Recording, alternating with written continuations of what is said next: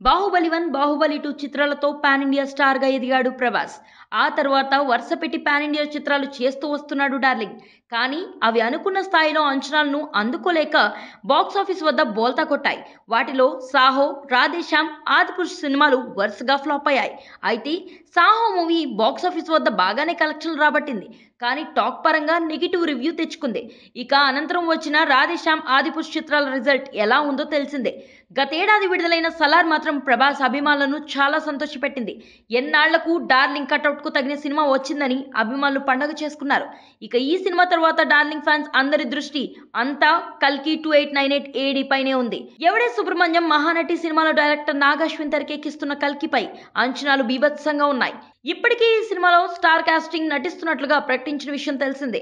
అయితే science fiction and fantasy action సినిమాగా వస్తున్న ఈ సినిమా విడుదలపై మొదట్లో కన్ఫ్యూజన్ ఏర్పడింది.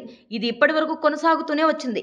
ఇటీవల కల్కి మూవీ వాయిదా పడింది అంటూ సోషల్ మీడియాలో వార్తలు తెగ ప్రచారం అయ్యాయి. ఈ పుకార్లు పీక్ స్థాయిలో ఉండడంతో తాజాగా వాటిపై స్పందిస్తూ క్లారిటీ ఇచ్చింది కల్కి 2898 ఏడీ మూవీ టీం. తాజాగా కల్కి సినిమాలోని ప్రభాస్ గ్లిమ్స్ వీడియో విడుదల చేసి అందరి కన్ఫ్యూజన్ దూరం చేసింది వైజయంతి మూవీ మేకర్స్. కల్కి సినిమాను మే 9న విడుదల చేయడం పక్కా అన్నట్లుగా సోషల్ మీడియాలో వీడియో వదిలింది. ఈ గ్లిమ్స్ లో ప్రభాస్ పాదం మాత్రమే చూపించారు. ఓ బిట్ కు ప్రభాస్ కాలు మూమెంట్ వేస్తూ ఉంటాడు. దీనికి టా టకర టకరే అంటూ క్యాప్షన్ కూడా ఇచ్చారు మేకర్స్. ఇక ఇందులో ప్రభాస్ పాదం చూసి వెంకటేశ్వర పాదం అంటూ అందరూ కామెంట్స్ చేస్తున్నారు.